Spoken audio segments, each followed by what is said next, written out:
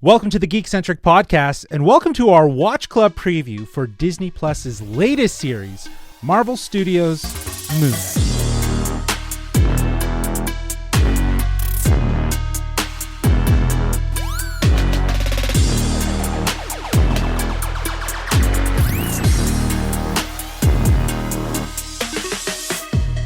Hello, I'm J-Law, but you can call me Justin. And if you're joining us for the first time, well, we are Geekcentric, a podcast celebrating the world of movies, TV shows, toys, collectibles, gaming, and all things geek-centric. And this is our Watch Club preview show where we share our spoiler-free reactions to the latest series before it hits general release and before our week-to-week, episode-to-episode, spoiler-filled coverage where we break it all down like only Geekcentric can.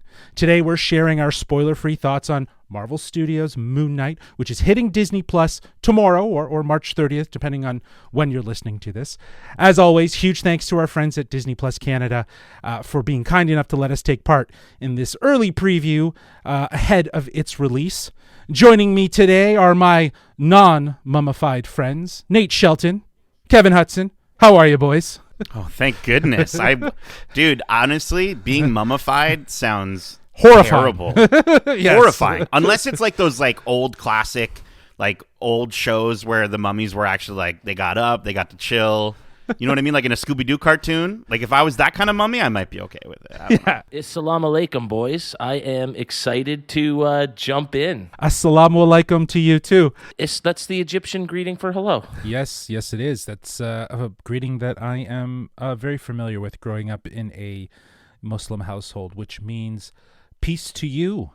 So yes, hello. As we mentioned today, we're going to be talking about Marvel Studios' Moon Knight, which we were fortunate enough to actually watch the first 4 episodes, which was a surprise to us, and apparently that's how it went this time. But that being said, today's discussion, while being spoiler-free, will probably be fairly tempered, as we will reserve our more in-depth discussions for our Watch Club episodes, which we will be starting to drop as of tomorrow. Now, for those who might not be aware, Moon Knight stars Oscar Isaac, Ethan Hawke, and May Calamawy. It features directors Mohamed Diab, Justin Benson, and Aaron Moorhead. The synopsis is a former U.S. Marine struggling with his dissociative identity disorder is granted the powers of an Egyptian moon god. But he soon finds out that these newfound powers can be both a blessing and a curse for his troubled life. Ooh. So before we get into our overall discussion of what worked and what didn't work, I would love to start with knowing what your hype level was going into this series, right from when we saw the trailers and we heard the news. So Kev, let's start with you. I know that when the marketing first started for the show, this is just yet again another character I knew absolutely nothing about. So I didn't know what to expect there, but I could tell really quickly. I think our first look was on the Disney Plus day, and we got sort of our first footage, and instantly it just looked like it was going to be a bit different from what we've been used to so far in the MCU. And as the first real trailer came out, even right down to the promotional poster, everything just has such a wicked, unique look to it that this was something that was on my radar as going to be special and, again, different for the MCU. So in terms of a hype, I'm just so excited by what this phase is giving us because it is so different from what we got over those first 10, 11 years. And so as a result of that, it's hard to say I was more excited for this than, say, Doctor Strange, which comes out in a little while, or some other projects this year. This is really just such a crammed year for Marvel, but this is definitely near the top of my list. My hype factor for this was at a reserved 9. I don't want to say 10. You can never give 10 because then nothing can surpass that, right? So I'll give the highest score I'm willing to. I was a 9 out of 10 hype for this thing to come our way. Very good. Nate, how about yourself? My hype level going into this at a 10, I think, was probably like a high 8. I think the music in that trailer, them playing Kid Cudi day and night, I was just like, let's go. And I think, Kevin, you nailed it with, the word different, honestly. And I think the biggest thing that I was kind of intrigued by with this show, and I think with this phase of what Marvel is doing, is coming off of something like the Eternals.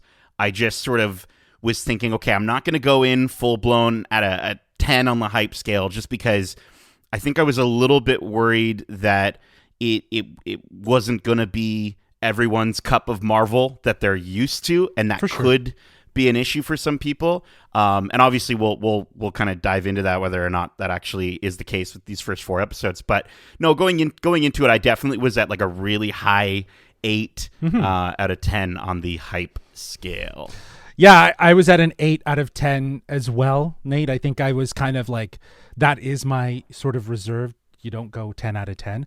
But right from the announcement, I was super excited about this, just because I was familiar with who Moon Knight was and whose character was, but I'd never read any of his comics. But with the introduction of Moon Knight and obviously the introduction of Blade, that's what really got me excited. Like the intrigue around how they're really taking the MCU in a different direction outside of just sort of the main conventional heroes. But also there's a lot of spiritual and cultural qualities to the Moon Knight story that presents to be far more relevant and purposeful, and is in many ways to be kind of seen as sort of disassociated from the streamlined MCU, which I kind of like. Like I don't think we'll see a character like this in an Avengers team up. We might see him in a team up of some kind, but again, his introduction does lend to a different side of the MCU.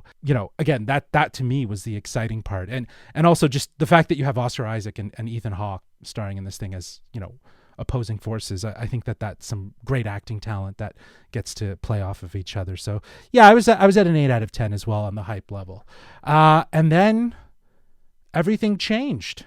But maybe for the better, maybe for the worse. That's what we're going to find out right here as we talk about what we thought of these 4 episodes that we were gifted from Disney.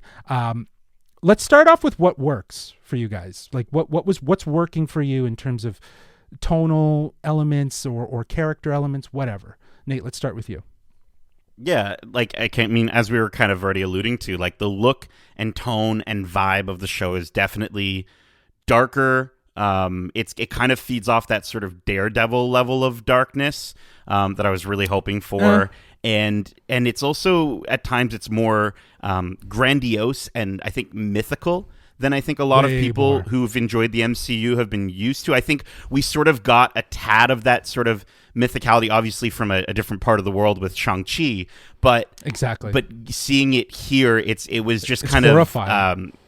Yeah, and it's cool at the same time that we're sort of saying, you know what, we don't have to follow the same rules everywhere around the entirety of the MCU. We can bring in these different sort of rule sets in terms of what the magic is and how it works. And I think it's jarring at times where you're just kind of like, is this in the same MCU? But I don't know, man. It still is just so intriguing to watch how they utilize the Egyptian, sort of ancient mythologies and the creatures and everything like that. And I think even though we ourselves are 4 episodes in, I think they've even only brushed the surface of how deep they may and can go into this new aspect of the mystics part of the MCU. Speaking on it from a visual standpoint, it was hard. I have to remind myself we're getting not the best quality, and so I can't wait to join the rest of the world and watch these as they're meant to be seen with no distractions and everything, because the things that are going on the screen look so different from what we've seen before in the MCU. Yeah, from a cinematography standpoint, it's actually it can get pretty incredible. I used the word grandiose earlier, and I definitely think there's some sequences and some moments where we kind of open up to see Egypt in kind of these really big ways, and you got these big swooping shots, and just the way that they do it, I got a lot of like vibes of like The Mummy in it quite a bit. Like it was very, that sort of adventure style movie at times, just the way it was shot and the way they kind of presented it. Yeah, I would agree with you there. I think that, one of the things that works really well is the deep focus on the Egyptian culture, as you guys are saying, and just giving context to sort of the myths and legends that surround the story. I definitely got Mummy vibes, just the wide landscape scope shots of Egypt that we see and that feel very immersive. But also, like, to a certain degree, a lot of people have been comparing it to like Indiana Jones or The Mummy. I would really say the thing that stands out to me is how, this feels very similar to a show in that it has layers that talk about myths and legends and spirituality and ritualism, and that's Lost. Lost very much has a lot of the same themes, and even just around language, we can see language is very, very integral to this story. So yeah, I feel like it does a really good job of incorporating a very cultural layer to this that feeds more to all the different parts of what we're learning about. Well, and even director Mohammed Diab called out Patty Jenkins from Wonder Woman 1984, which also sort of focused a bit on Egyptian culture, but he said gave it an inauthentic portrayal and focused too much on an Orientalism in its interpretation, whereas this feels really authentic, from the casting to the music to I'm not sure, but it feels like they were actually filming on locale in these places, and that just really comes through the screen to give it that authentic feel that a project like this really deserves, because that just makes it that much more sincere and make it count that much more. It makes it matter, though, too, right? Like it grounds it in something that is real, that is culturally relative. So I feel like that's like the selling point to it. And I think it's pretty cool. Like, we do get to see, again, we're obviously spoiler free, but we get to see Cairo at night. You know what I mean? Like, we get to see, and again, when you think of, I think when a lot of people think of Egypt, they just think of the tombs and the the ancient stuff the pyramids that we experience in movies like The Mummy. So to get to see the nightlife of Cairo, I thought was really cool, and again, just speaks to the difference in terms of the types of scenes that we're getting as well. And I don't know, man. I'm loving Oscar Isaac and what he's doing in the role of Steven and Mark, and I think he's really killing it in terms of just being able to play off of himself, and kind of give us a hero that is very different. At least one side of him is very different than what we've gotten in most of our MCU. Yeah, I think I was struggling a little with the accent of the Steven character at first. I wasn't sure it was entirely convincing, but I think the more you learn about the character, it almost makes sense, and it almost works for the character. And so I do just love the quirkiness of that part of Oscar Isaac's character. It really works to... It's once again Marvel doing a great job of giving the audience somebody that they can attach themselves to as we learn about this world. And they nail it again with the portrayal here. And huge shout out. I think my favorite performance so far, and I wasn't expecting it because you don't get a lot of it or any of it really in the trailers, though, is F. Murray Abraham as Khonshu. That was a really unexpected sort of performance, and we get it pretty early on, and it does just, again, it acts as another signifier that this isn't the Marvel you're used to, and things are going to be a bit different this time around. Yeah, I don't think it's a spoiler for us to mention that, the titular character is moving through multiple personalities, which, again, speaking from a visual standpoint, the way that's captured, tonally, obviously, as you guys are referencing the differentiation between the characters, but how we transition from those personalities is flawlessly done. The representation in the trailer, we called this out when I believe we talked about the trailer for when it initially dropped, but the use of mirrors and that being a gateway. And we've already seen that in the MCU. And I love that mirrors play a very pivotal role in kind of defining how we move in and out, and even just the visual effects of transitioning. They're doing such a great job of creating its own vibe that, again, feels outside of the MCU. And on that note too, I love that there's been no reference to anything that's happened in the MCU. We don't really know what timeline this is. Is this, before Avengers. There's no reference to Thanos. There's even no reference to the blip. And that feels very refreshing. It feels like it's literally branching off from the MCU and being its own story. So I think that may be a benefit, but could also be a detriment depending on how you look at it from an MCU fan standpoint. I certainly agree. I think that's fantastic for Marvel to really focus on establishing this character before the character establishes themselves in the grander world that we all know. That said, and I hate to look too far ahead. I mean, heck, we've only seen 2/3 of this show, but I can't wait to see the dual personalities that this character has. Once it's been fully fleshed out and established for us as an audience, I can't wait to see this character interact with other characters. They've already done such a great job of keeping it fresh through each of the first 4 episodes that we've seen.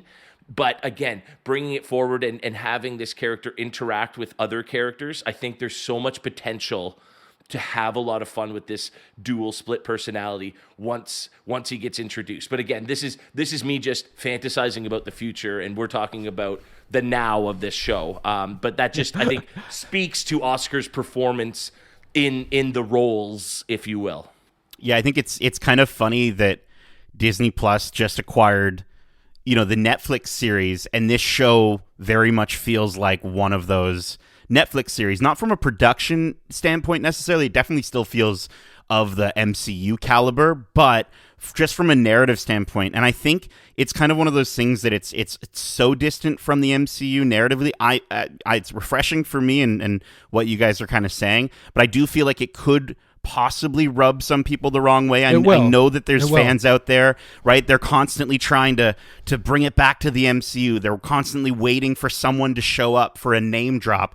And, Kevin, as much as I am excited to see how this does sort of tie back into the MCU, I was really stoked to kind of just watch these 4 episodes and see it carry on as they're sort of moving away from it, essentially. And I 100% agree. This was not me saying he needs to have other characters for this to matter. It was, again, I was looking too far ahead. But no, you're right. This show has and should stay right where we are with the characters we have and flesh out this story before we even think about moving anywhere else. Nate, you bring up such a great point. I feel like with this show, it's very much going to be sort of the same sort of divisive nature that Eternals was, right? Eternals felt so different from everything else MCU that it kind of drew the line in the sand for people to understand what they like and what they don't like in the MCU. I'm wondering if this show will do that as well. I hope it just creates more conversation and shows that we're ready for the next phase, as Marvel would say, of MCU content that really does push boundaries. And I feel like they're doing such a great job pushing those boundaries with what they're telling here. Well, and if you ask me after episode 1 how I thought a majority of MCU fans would react to this character and sort of the execution of the story that they're telling, I would say, it might catch a few people off guard and some people might be a little confused and have lots of questions. And I think that's certainly the intention. But if you think you're thrown for a loop or wondering what the character means and its portrayal and how it will fit into a larger MCU, just you wait. That's all I'm going to say, because it's not slowing down anytime soon, I don't think. Well, I think that's a perfect segue into maybe some things that might not have worked, but then did sort of work at the same time. So was there anything? Well, I get what you're saying, Justin. Like, I was going to say, one of the negatives that I had for the show was I started to very quickly, right after the first episode, I would say in the middle of what we've gotten so far, I was a bit worried that I was sort of falling off of it. I kind of felt it does sort of meander a little bit. It takes its time. It slows the pace down significantly to give a lot of exposition in its second and third episode. But I will say, man, they managed to hook me right back in at the right time. And I'm so stoked to see where they go with this. So it is an interesting thing where, again, it's tough to sort of, we're not judging the entire 6-episode run here, so it's tough to sort of understand their full intention with the pacing. But dude, those second and third episode did slow down a little bit. Yeah, but this is why we got 4 episodes right here. Right. Exactly why we got 4 episodes, because it captures really what they're trying to do with this series. So Yeah, I agree with you, Nate. I think that the pacing does kind of feel very slow and there's a lot of exposition, but anyone who's listening to this, you'll get hooked. You know what I mean? Like, you'll get hooked for sure. And that might be the sort of the issue with how fans might react to this right off the bat, is those pacing issues. Put your trust in Marvel. Put your trust in Marvel, and you won't be disappointed with this one. Yeah, people really do need to be patient. I mean, from a personal standpoint here, I understand why we got 4 episodes, but I wish we'd only gotten 1. I think episode 1 ended at a perfect time to say, here's the show. You don't know what it is, but you got a hint of it, and now just strap in and enjoy the ride. And Nate, that was going to be my biggest complaint too, is that there's a lot of filler in that 3rd episode that does just feel like they're waiting for things to pick back up. But I will say, I cannot wait for the internet to absolutely explode because it is going to be cuckoo bananas. Like, hide your phone. Do not go on Twitter. Do not go on the internet, because you do not want anything spoiled for you. Yeah, 100%. I totally agree with that. All right, so now we've shared our thoughts, and now that you have a better impression of the show, I gotta know, with your final thoughts, did this series live?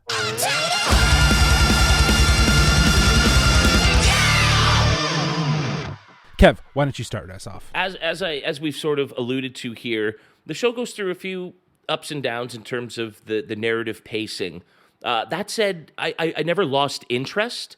It was almost just like, oh, no, I want to know about something else, or move away from this and focus more on this. And so while there are kind of moments like that throughout these first 4 episodes, it's never, at least not interesting, and it's never, at least not carried by, again, terrific performances from all of our leads. We didn't talk nearly enough about sort of the what Ethan Hawke brings to his character, and just how terrific he is in that role as sort of, you know, where we get a bit of kooky zaniness from a lot of what Oscar Isaac's doing. Ethan Hawke is just so grounded. He's so calm and cerebral, and that is just makes such a perfect balance as we're going through this sort of zany adventure. In terms of getting Indiana Jones vibes and that sort of action adventure vibe, I'm loving it. I'm a huge ancient Egypt guy. That's my favorite period in time. I always loved studying that in school, playing it in video games. Like I felt like I was watching a movie version of me playing Assassin's Creed in the Egyptian version of the game there, where you're going in, you're exploring the idea of pyramids and ancient gods, and that is just so up my alley. So I really am loving so much about what this is, and I love that 2/3 of the way through this show, I'm still going, what in the hell is going on? Who is this character? What does it all mean? And how will they ever possibly squeeze this in to the existing MCU? And I think that's just such an exciting prospect. Because there are so many questions, though, I can't go full-blown. I can't give this a full 10 yet. Who knows if by the end of episode 6 of our Watch Club, I'll be completely and totally sold. So I'm sticking right at my 9. This lives up to the hype I had for it, and I think it has the potential by the end of this first season to exceed it. And so that is awesome. Hats off to another terrific Disney Plus MCU outing. Cool. Nate, how about yourself? Yeah, I think this is going to be very similar to WandaVision in that it's going to take time to get fully invested in the show, especially because of how little we do know about the character and the world. 100%, yeah. But when you do, I'm pretty sure you'll be just as excited as I am. And I think, we again, fantastic performances. The production value is there. There are going to be at least for me, there were 2 instances, or I guess 2 episodes, as we've been calling out, where I sort of felt like if we were watching this week to week, I wouldn't have that feeling of, oh, I need it to be next week right now. Right. But just again, trust in Marvel. Just wait, and there's going to be a moment in this show that you're gonna it's gonna change things. So man, I am really stoked. I've honestly moved from an 8 to a 9.5 on my hype scale for this series, and I'm just really excited to see what they do moving forward, because I think they have an opportunity to do something really original And that's the most exciting part after seeing so much from the MCU, that they're still able to do something so original with this world. So yeah, man. Yeah. Well, yeah, I'm exactly where you are, Nate. That's very well said, in the sense that, it'll take some time, but there's a hook, and when you get to that hook, it's well worth it. And I think the episodes do a really great job of establishing the tone, the mood, even the themes that really are going to take part in shaping this character and really being a part of his introduction into the MCU. And barring those pacing issues, I would agree this did raise my hype level from that 8 to a solid 9. I am excited to see where things go and how they land this thing, because it's a lot of fun, and we're excited for people to see it. As Kevin said, the internet will blow up once that thing happens. So I think that's a good way to look at how the show will really hook you in the end. So stay tuned. So that is our Watch Club preview. But as I've mentioned, we're not done talking about this. We are committed to bring you our spoiler-filled thoughts on each episode week to week. And for those who've listened to our previous Watch Clubs, we should mention that this is going to be structured a little differently. As we've continuously mentioned here, it was unprecedented for us here at Geekcentric to get 4 episodes of the 6-episode Marvel series. So with that in mind, we've already seen 4 episodes, and therefore we won't be able to really speculate like we usually do on the episodes. So for the first 3 episodes, we've decided to treat these more like spoiler-filled reviews. Once we get to episode 4, we'll move back to our traditional Watch Club format and even bring on some special guests. So while we still will be breaking down our favorite moments and giving you a review score, we won't be breaking down moment to moment, as it would tempt us to ask questions we might already know the answer to. So with that, we hope you enjoyed this Watch Club preview for Marvel Studios' Moon Knight. Again, a huge thanks to Disney Plus Canada for allowing us to take part. And if you haven't already, be sure to subscribe and leave us a glowing review. We always appreciate that love. Also, we'd love to know your hype level going into this new MCU Disney Plus series. Are you excited? Maybe not so much. Well, you can reach us at wearegeekcentric@gmail.com. That's wearegeekcentric@gmail.com. Or you can reach out to us on Twitter at GeekcentricYT or on Instagram at WeAreGeekcentric. Keep in mind, we also have a ton of other episodes covering a variety of other content, like our spoiler-free review for Richard Linklater's latest film, Apollo 10.5, A Space Age Childhood, which hits Netflix April 1st. Plus, we have new content always coming out, and this week's a busy week for us. As mentioned, we'll be dropping our Watch Club for Moon Knight Episode 1 tomorrow. As well, we'll have our This Week in Geek episode, where we'll be discussing all the wins and losses from the Oscars. Plus, later this week, we'll have our review for Judd Apatow's The Bubble, hitting Netflix April 1st as well. So lots of stuff to come. New episodes always dropping, so be sure to subscribe so you don't miss out. But until then, Nate, Kev, thanks for joining me for this Watch Club preview. And as we say, Love ya. Get home safe, guys. peace.